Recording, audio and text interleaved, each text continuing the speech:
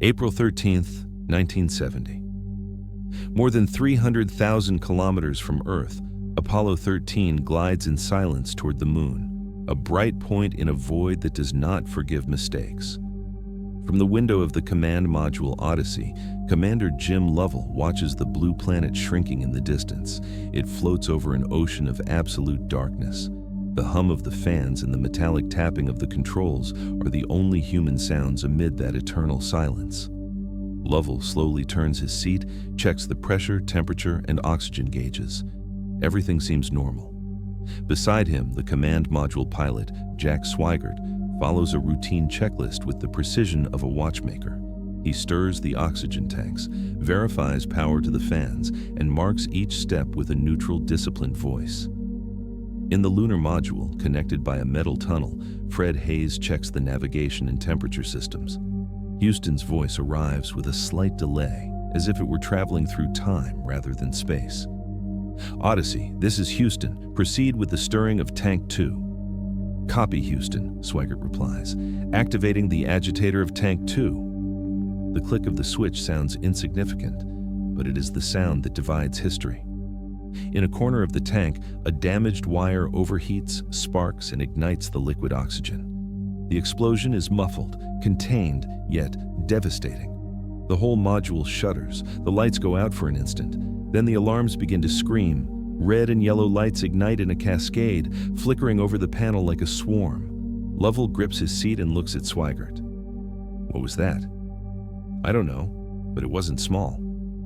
Hayes, from the lunar module, hears the noise like a distant thunderclap.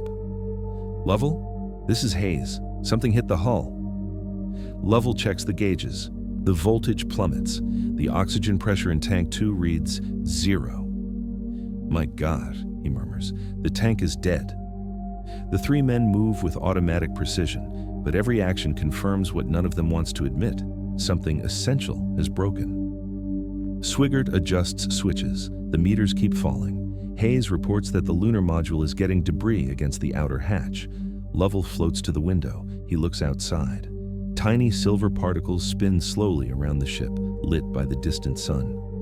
For a second, he thinks they are reflections, space dust, perhaps ice flaking off. Then he understands. Those aren't stars, he says softly. It's oxygen. We're losing oxygen. The air inside the Odyssey thickens with the metallic smell of overheated electrical systems. The fan's hum weakens.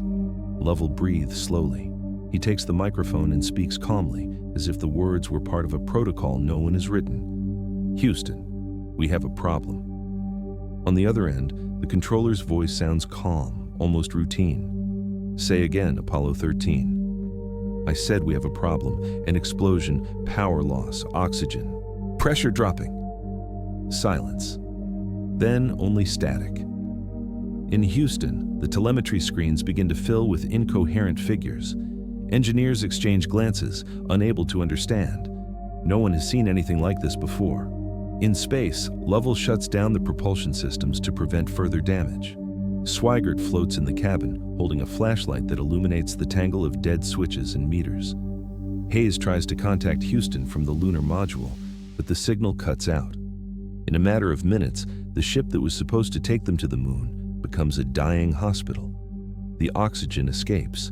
The electricity drains away. The temperature begins to fall. At 330,000 kilometers from home, three men hang suspended between the moon and nothingness. The most routine mission of the Apollo program has just turned into a race against the clock.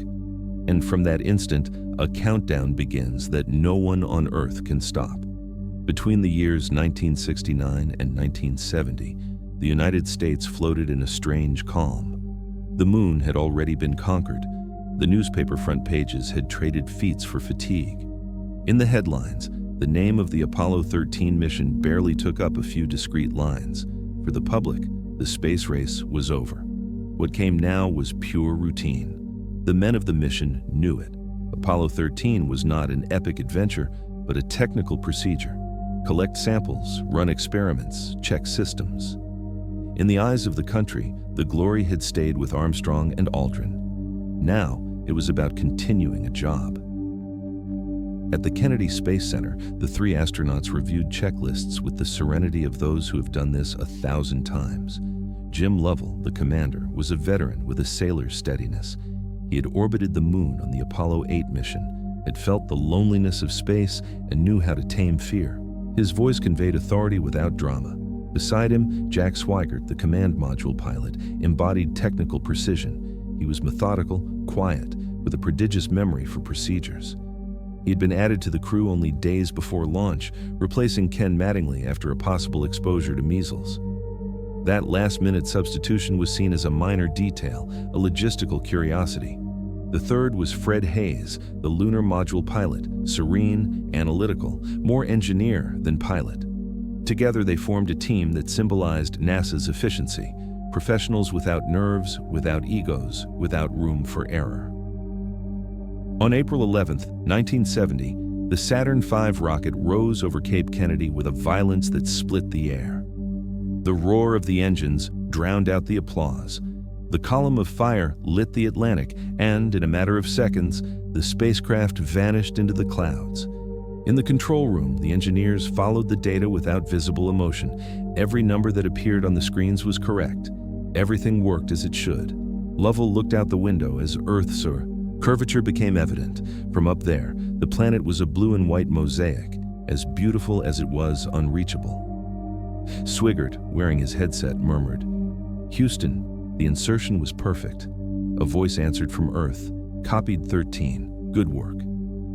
It was a mechanical dialogue, almost cold, between men who no longer felt awe. In the offices in Houston, the tracking teams worked with the same calm. Lunar flights had become predictable, and that predictability had brought a silent enemy: absolute confidence. The procedures were so meticulous that no one imagined the possibility of a catastrophic error. The hardware had been tested again and again, the systems duplicated, the manuals reviewed to exhaustion. Apollo 13 was not supposed to offer surprises, and precisely because of that, no one expected them. As the ship moved away from Earth's glow and ventured into the translucent darkness of deep space, the distance was measured in kilometers and in confidence. Houston watched on screens full of numbers, the astronauts, in the absolute silence of a universe that already seemed domesticated. Space, however, never stops collecting its debt, and routine, when it becomes certainty, is the antechamber of disaster. Months before launch, in a nondescript room at the Kennedy Space Center, a group of technicians went over the Odyssey's component list. Among them was oxygen tank number 2, a steel sphere a little more than 1 meter in diameter that was to feed the command module's electrical and life support systems. It was, essentially, the ship's invisible heart. During a routine test at the assembly base, the tank showed an anomalous pressure reading. It was not a burst or a leak, just a figure out of range. The on-duty engineer noted the deviation in the report and, following procedure, recommended replacing the unit. But the Apollo program's schedule was not flexible. Every day of delay meant millions of dollars lost and weeks of readjustment in a logistical chain that moved more than 300,000 people. In a technical meeting, a supervisor asked whether the repair could be done without removing the tank. "We can recalibrate it," one of the engineers replied. "The system will hold." It was a common phrase at NASA in that era, a blend of precise calculation and confidence acquired after years of success. No one wanted to be the one to stop the launch over a doubtful reading. The tank was repaired, a valve was replaced, the sensor adjusted, the compliance document signed.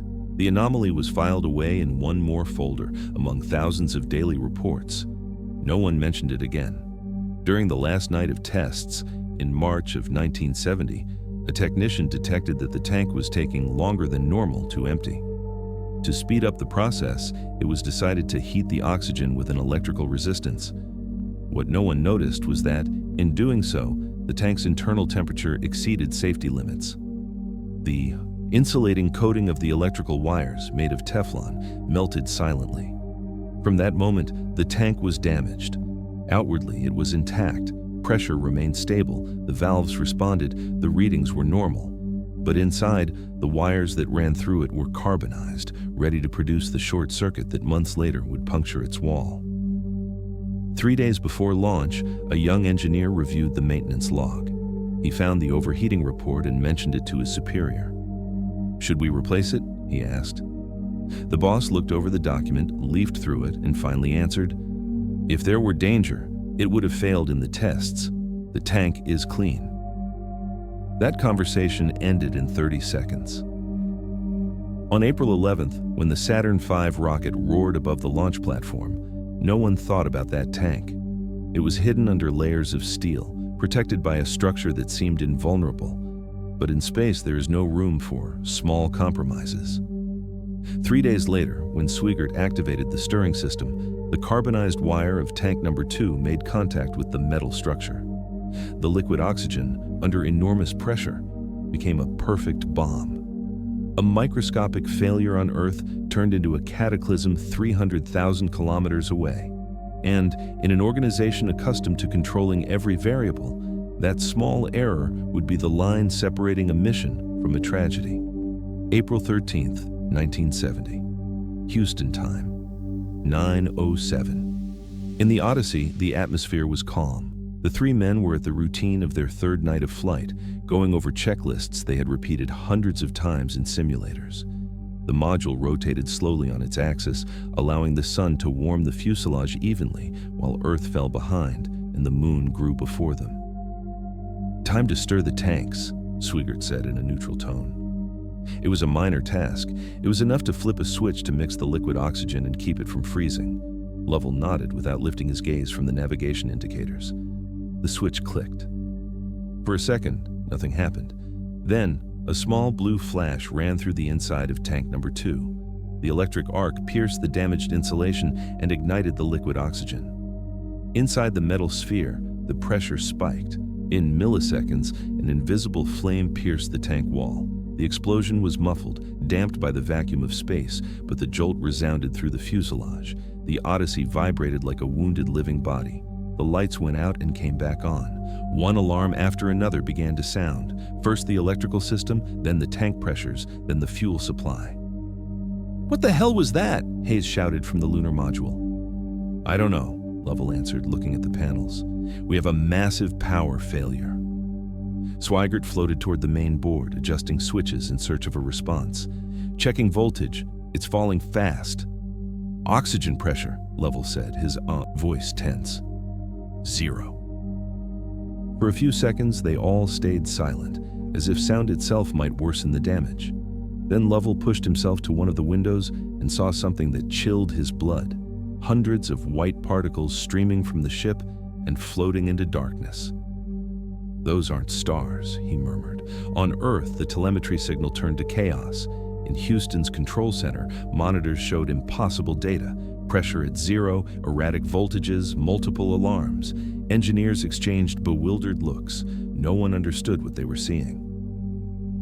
"We have voltage loss on the CSM," reported the electrical controller, Cy Liebergott. Gene Krantz leaned over the console. "Say that again." "The ship is losing power and oxygen." Voices rose in the room. No one had a precedent for a failure like this. For a few moments, all the systems seemed to die at the same time. In space, the 3 men still did not know what had exploded.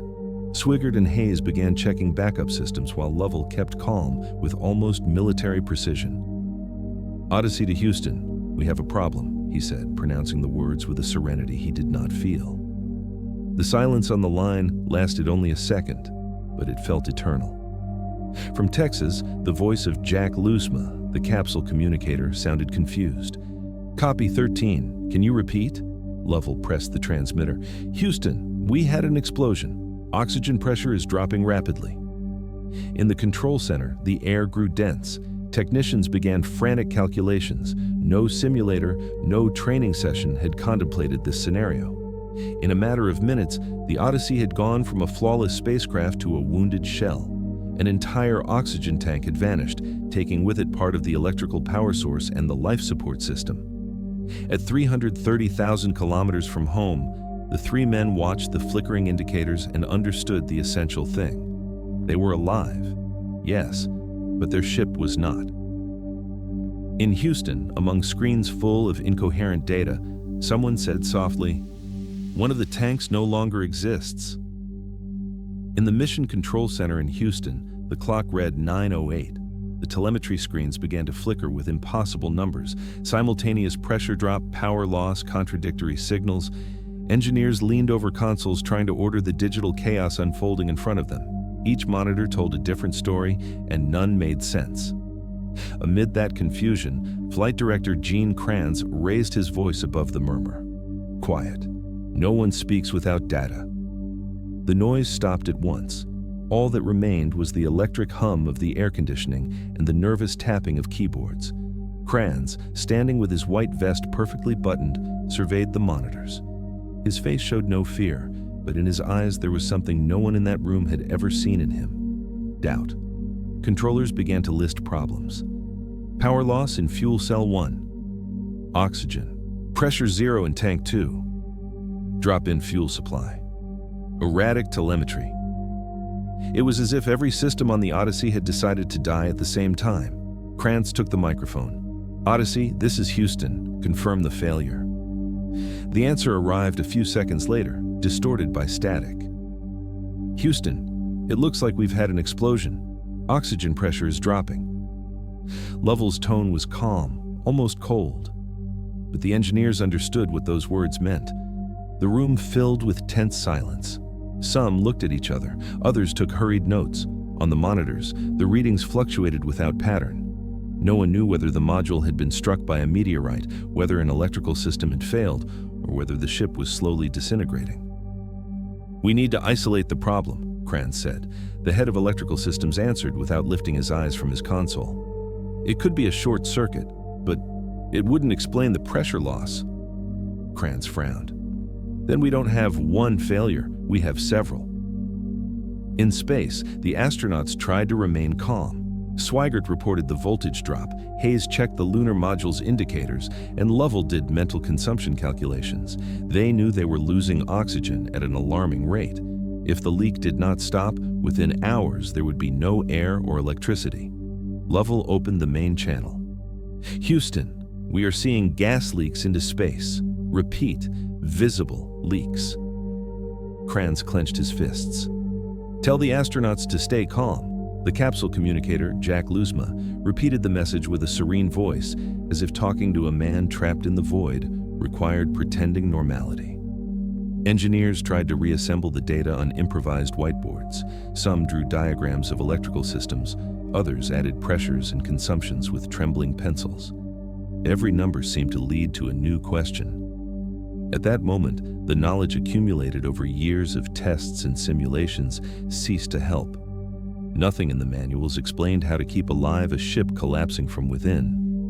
The Odyssey had been designed to resist the cold of space, the vibrations of launch, and the heat of re-entry. But not this. Not an invisible enemy born from its own interior. The failure of its mechanical heart. In seconds, everything learned had become useless. And in Houston, while the glow of the screens reflected on exhausted faces, Gene Kranz understood that the mission no longer consisted of going to the moon. From that moment on, it was about bringing them back alive. In Houston's control center, the apparent calm was only a facade. Behind every console, engineers wrote feverishly on sheets that piled up as if they wanted to trap time before it ran out. The lights of the great mural panel, which showed Apollo 13's trajectory toward the moon, seemed colder than ever. The white line representing the orbit kept advancing, but the mission had stopped in everyone's soul. Esuau, Liebergott, responsible for the electrical and life support system, was the man looking at the most terrible numbers. The 3 oxygen tanks were linked to the fuel cells that produced the ship's electricity. One was gone, the second was losing pressure, the third barely held. Each pressure drop meant less power, less air, less time. Kranz approached his station. "Sigh, I need a diagnosis." Liebergott did not lift his eyes. "We have total loss in Tank 2. Tank 1 is dropping. Fuel cell voltage is below the limit." "What do we have left?" Liebergott hesitated a second before saying it. "Nothing that lasts more than 2 hours." The phrase fell like a blow. Kranz clenched his jaw. 2 hours. That was not enough either to reach the moon or to return. Meanwhile, 330,000 kilometers away, Lovell looked at the gauges with the forced serenity of a captain who knows panic is useless. Houston, confirming. Oxygen falling. Cell 2 dead. Cell 3, unstable. Kranz's voice arrived, broken by interference. Roger, 13. We're evaluating options. Stay calm. Lovell shut off part of the automatic systems to save power. The Odyssey's lights dimmed, leaving the cabin in a blue dusk. Swigert checked emergency switches. Hayes held a flashlight as he tried to calculate the remaining oxygen consumption. None of them said what they all thought, that they were running out of life. In Houston, Kranz gathered the team leaders in a corner of the control room. "Don't tell me what's broken," he said. "Tell me what still works." Silence fell immediately. Finally, an engineer answered, "The lunar module." Kranz nodded slowly. "Then we'll use that." It was not a new idea. In theory, the lunar module could support 2 men for 2 days, but now it had to serve 3, for at least 4. The calculations seemed impossible, but there was no other option. Aboard, Lovell understood the same thing without being told. He looked at Hayes. "Get ready to power up Aquarius. If the Odyssey keeps falling, we'll abandon it." Hayes nodded without speaking. The decision was as logical as it was terrifying. To save themselves, they would have to take refuge in a module designed to walk on the moon, not to return to Earth. In Houston, Kranz gave the order. "Shut down the command module. Transfer life support to the lunar module." "Shut down the Odyssey?" an engineer asked, incredulous. "If we disconnect it, we might not be able to start it again." Kranz looked at him coolly. "If we don't, there won't be anyone to start it." From that instant, the mission officially changed purpose.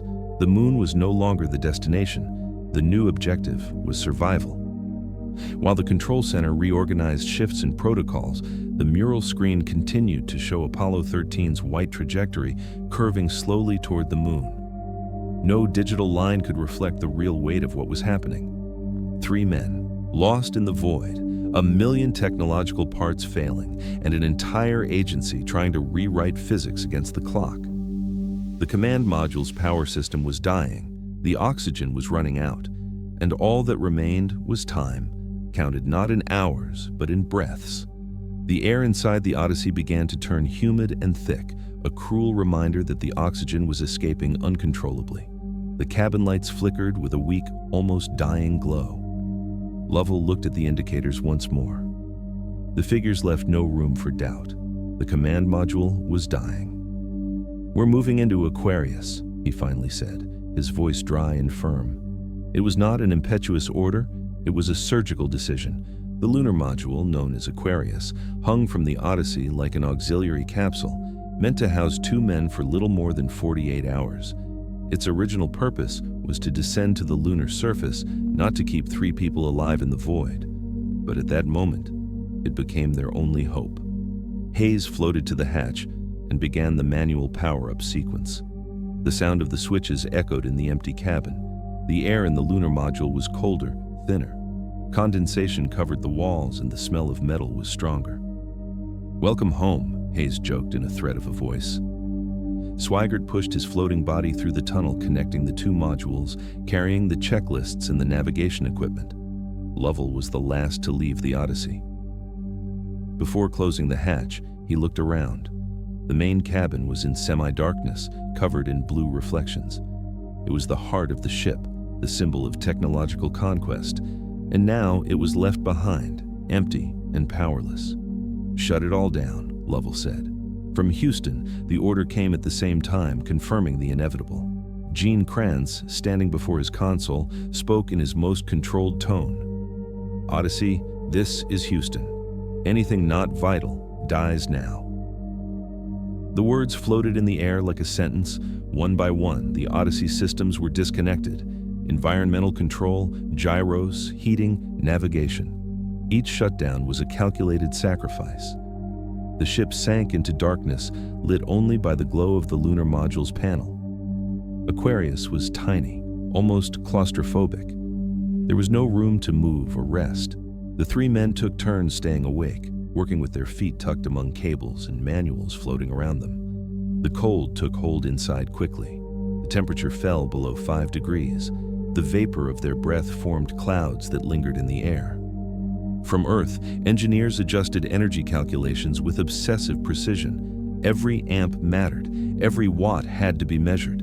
If they consumed more than necessary, they would freeze or suffocate before getting home. If they shut down too much, they could lose control of the ship. There was no margin for error. The Odyssey was left drifting, turned into a dark shell. Aquarius became its brain and lungs. Through the small module filtered the echo of space, an absolute silence that made them forget that, in reality, they were still moving at more than 5,000 kilometers per hour. Lovell, seated by Aquarius's circular window, looked outside. Planet Earth was a blue and white point suspended in blackness, as beautiful as it was unreachable. "Houston," he said softly, "Aquarius is operational." From Texas, a voice answered, "Roger 13, welcome to the lifeboat." From that moment, Apollo 13 ceased to be a scientific mission. It was no longer an expedition to the moon, but a desperate attempt to return from the void. Space, which had been a stage of glory and exploration, revealed itself for what it always was, a place that does not forgive.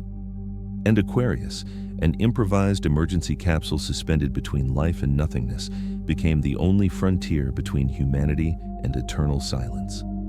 In Building 30 at the Johnson Space Center, the dawn of April 14th arrived without anyone noticing. Flight control had gone more than 12 hours without rest. The white light of the neon lamps and the constant glow of the screens replaced the sun. At that moment, NASA's Nerve Center no longer looked like a temple of progress, but an improvised refuge against disaster. Flight teams organized in 12-hour shifts. Some slept in the hallways, others in cafeteria chairs, and a few had been awake since the previous night. No one spoke of heroes. No one thought about history. All that was left was work. In the front row of consoles, Gene Kranz held a cup of coffee that no longer had flavor. His white vest, a symbol of authority in normal times, was wrinkled, dirty, stained with sweat and ink. In front of him, the screens showed a tangle of numbers: oxygen consumption, voltages, temperatures, carbon dioxide pressure. Every number was a line between life and death. The atmosphere in the room was one of absolute concentration. Every engineer had an assigned role, but the roles no longer served. The protocols written over years did not contemplate a situation like this. The procedures were useless against a dying ship slowly turning between Earth and the moon. A young engineer from the electrical team looked up from his console and murmured, "We don't have a manual for this." Kranz heard him and nodded without irony. "Then we'll have to write it." From that moment, NASA stopped being an army of protocols and became controlled improvisation. Engineers filled whiteboards with handwritten formulas, drew schematics on napkins and on the backs of flight reports. The walls filled with diagrams, calculations, and power lines traced with marker. Each console represented a life, each error a death. In the adjoining room, support teams began to redesign the mission from scratch. The propulsion specialists calculated how to use the lunar module to adjust trajectory. The life support specialists tried to estimate how much air was left. Electrical engineers did mental equations on power consumption, trying to keep essential systems on without draining the batteries. The conversations were dry, without drama, yet charged with urgency. How much power do we have? 120 ampere hours in total. And how much do we need for re-entry? At least 90. Then we can only spend 30 in 4 days. Kranz listened and nodded. "All right, find how to do it." Engineers knew the astronauts up there had no time for debate. Every second that passed, the cold increased, the water reserves shrank, the carbon dioxide accumulated. In the side offices, other teams built scale models of Apollo 13, assembling exact replicas of the electrical and life support systems. Every change made in Houston had to be tested on that earthly copy before being transmitted to space. It was like playing chess with death across 500,000 kilometers. The corridors of the control center filled with papers and coffee cups. Faces were gray, eyes red. Even so, no one left their post. Outside, the world still failed to grasp the magnitude of what was happening. In the day's newspapers, headlines still spoke of minor problems in the mission, No one knew that NASA, the most methodical organization on the planet, was learning to improvise on the fly. For the first time in its history, space was not a technical challenge, but a human one, and survival depended not on the manuals, but on the capacity to think the impossible. The silence inside Aquarius was almost physical, a presence that clung to the skin. The fans barely hummed, weak, forcing air that felt heavier by the hour. The module's metal was so cold it seemed alive, exhaling its own breath. The lights, dimmed to save power, cast a bluish glow on the exhausted faces of the three men.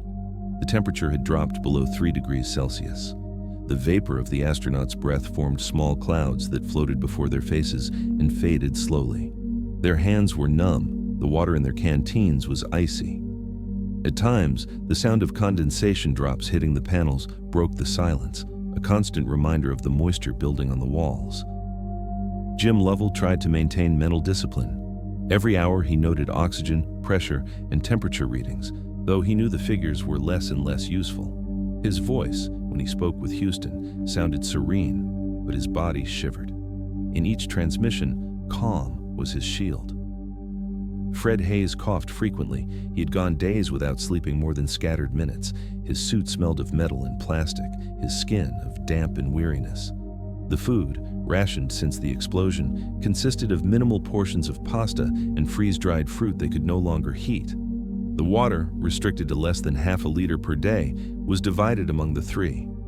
Thirst became a constant, a stab that accompanied each breath. Jack Swigert, quieter than ever, watched Aquarius's systems with fingers stiff from the cold.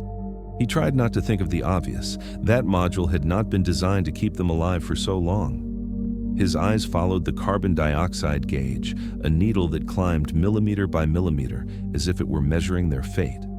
Within a few hours, the CO2 readings began to spike. The lunar module used lithium hydroxide canisters to absorb exhaled carbon dioxide, but Aquarius's canisters were smaller than Odyssey's. They were designed for 2 men over 2 days. Now, 3 men were breathing the same air, and the needle showed it would soon be toxic. "Houston," Lovell said over the intercom, "CO2 readings are rising. The canisters are saturating." Kranz's voice answered from Texas, deep, tired. "Roger 13. We're reviewing options. Stay calm. Stay calm." It was an impossible order in a ship where the air thickened, the cold bit, and the body began to ache from exhaustion. The walls oozed water. Ice formed on the control panels. Every exhalation left a shiny film of moisture on the switches. Hayes rubbed his hands, his knuckles red. "If this keeps up, Aquarius will be a freezer before we get home," Lovell answered without raising his voice. "Then the freezer had better breathe." From Houston, engineers made frantic calculations.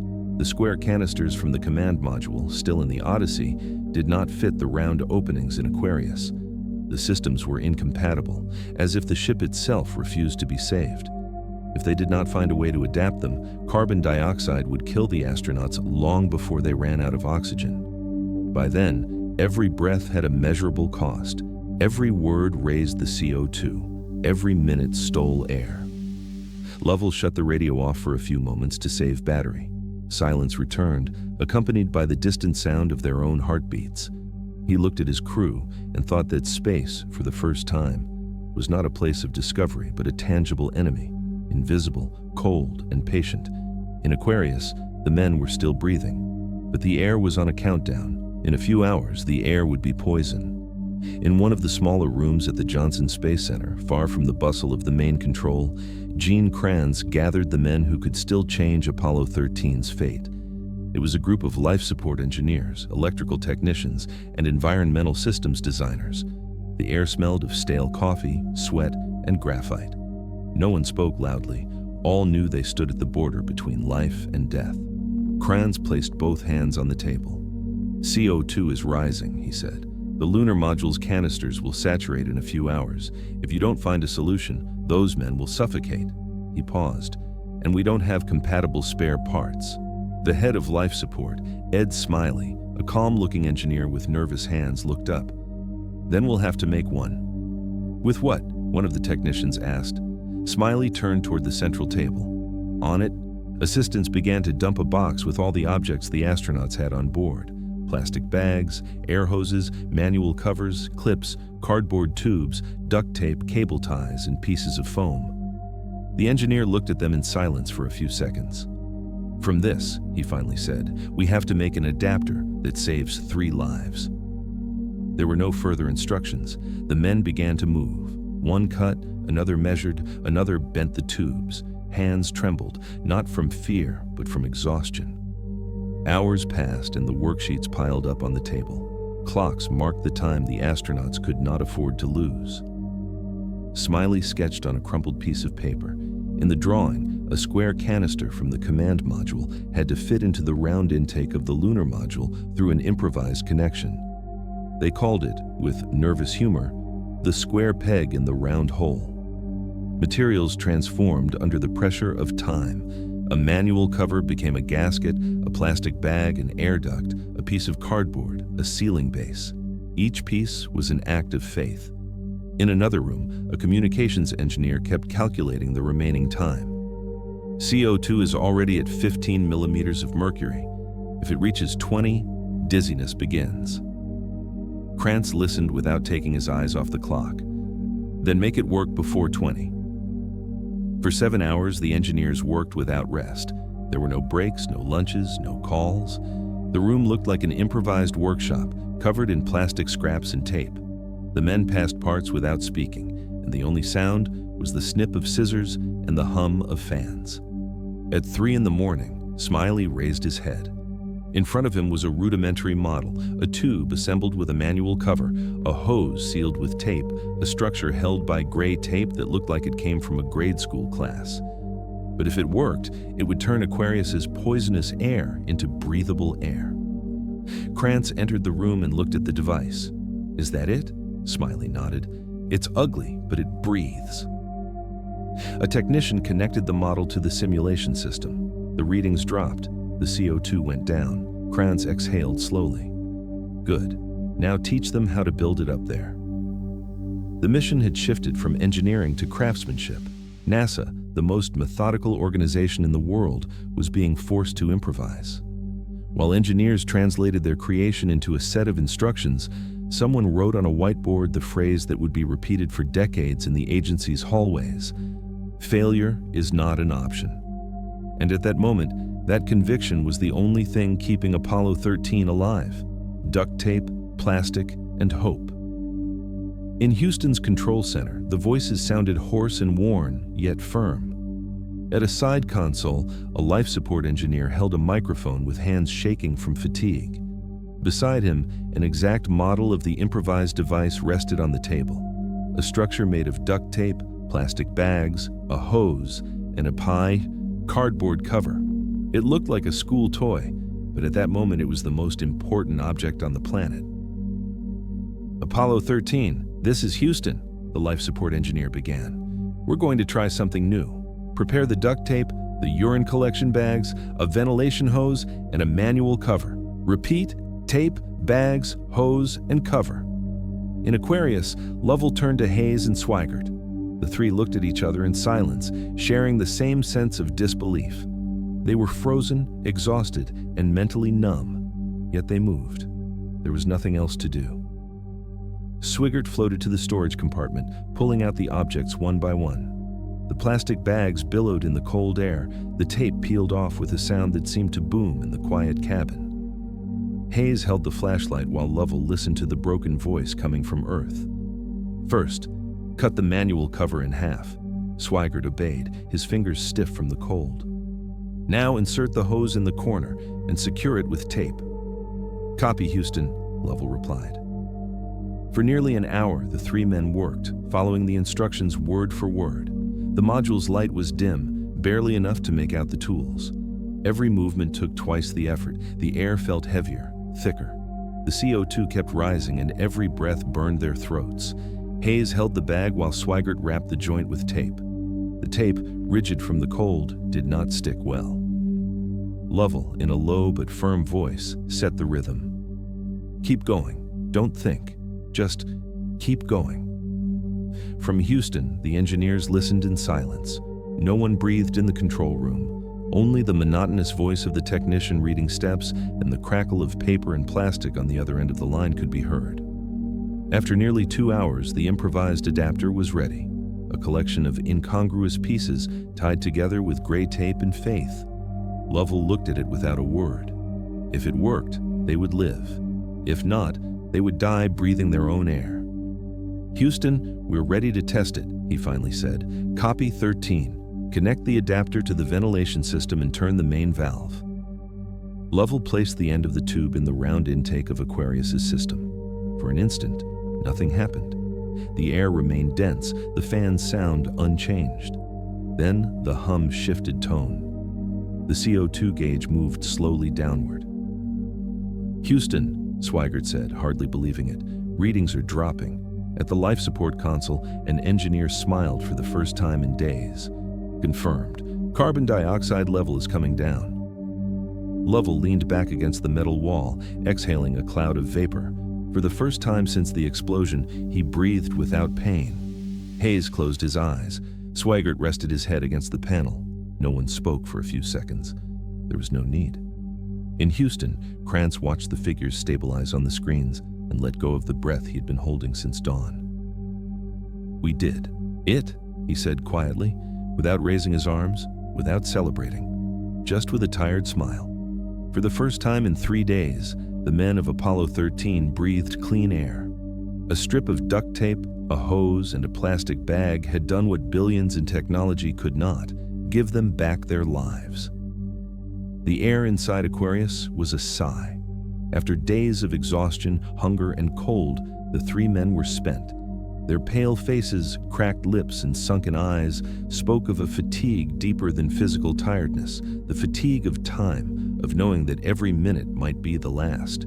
CO2 no longer threatened them, but now they had a new enemy: the return.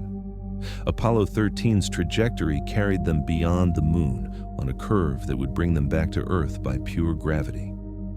However, the entry angle was not correct. If they came in too steep, the ship would burn up in seconds on contact with the atmosphere. If too shallow, they would skip like a stone on water and vanish into space. There was no margin for error. The navigation computer was off to save power. Automatic systems slept. Everything would have to be done by hand, the old-fashioned way, as in the first test flights, when pilots still trusted their instincts more than the machines. In Houston, engineers had calculated the exact impulse: 14 seconds of burn on the lunar module's main engine. Not one more, not one less. Gene Kranz gave the order. "Lovell, you're going to have to do it manually. Use the sun as a reference and align with Earth's horizon." The reply came in a hoarse voice. "Copy, Houston. We'll eyeball the alignment." Lovell settled into Aquarius's seat. In front of him, the window showed a bright circle, the sun fixed in a black ocean. At the lower edge, barely visible, a blue line, Earth's rim. That was his only guide. No radar, no gyros, no computer. Only the geometry of sight and faith in his reflexes. "Jack, time exactly 14 seconds, Lovell said. "Copy," Swigert answered, tense, holding his wristwatch before his frozen face. "Fred, watch the thrust. If we drift, correct." "Roger." For a few seconds, nothing was heard but the creak of metal under thermal stress. Then, Lovell placed his hand on the engine switch. Houston, initiating the maneuver. Ignition thundered like a heartbeat in the dark. Aquarius shook. The floating tools struck the walls and the 3 men clung to the controls. Lovell kept his eyes fixed on the sun, using Earth as the horizon. 5 seconds, Swigert said. 10, 11, 12, 13, 14. Lovell cut the engine. Silence returned. Only the faint sound of the fans and their own breathing filled the module. Hayes watched the improvised instruments. The trajectory indicator's needle wavered for an instant, and then stabilized. "Houston, the maneuver is complete." In Texas, engineers checked the figures. The angle was perfect. "Copy 13, you are on re-entry course." Lovell looked out the window. Earth was now larger, nearer, a blue disk growing slowly. "Well, boys," he said in a hoarse yet steady voice, "homeward bound." For a few seconds, no one spoke. In that silence, 4 days of fear, hope, and calculation were concentrated. The maneuver had worked. But Earth was still far off, and death still had many chances to catch them. All that remained was to wait for the batteries to hold, wait for the parachutes to deploy, wait for the ship, damaged and frozen, to withstand one last battle against gravity. Lovell closed his eyes for a moment. In the reflection of the glass, the sun's light mixed with the distant blue of the planet. And for the first time in days, he thought of his family, of the promise he had made before departing. "I'll be back." Now, at last, he had a real chance to keep it. On April 17, 1970, after more than 87 continuous hours of tension, Apollo 13 approached Earth. Inside the lunar module, the air was dense and heavy. The walls were covered in frost, the suits damp and stiff. None of the three men had slept more than a few hours in total. Fatigue was no longer physical, but something deeper, a kind of exhaustion living between mind and soul. Lovell floated to the window. Earth filled the horizon, a blue giant wrapped in white clouds, so close and yet still so unreachable. In a matter of minutes, they would have to trust their lives to a damaged metal shell and to their home planet's atmosphere. The moment had come. Aquarius, which had been their refuge, had to be jettisoned. The sequence was irreversible. Lovell looked at the control panel, then at his crewmates. "Time to say goodbye." Hayes nodded in silence. Swigert checked the checklist one last time. Lovell pressed the switch. A sharp jolt shook the structure. Through the window, the lunar module began to drift away slowly, spinning on itself as the sun bathed it in golden light. Lovell watched it until it disappeared into darkness. "Goodbye, Aquarius. Thank you." For 4 days, that fragile capsule had been their home, their only protection against the void. Now they left it to die in space, turned into silent scrap.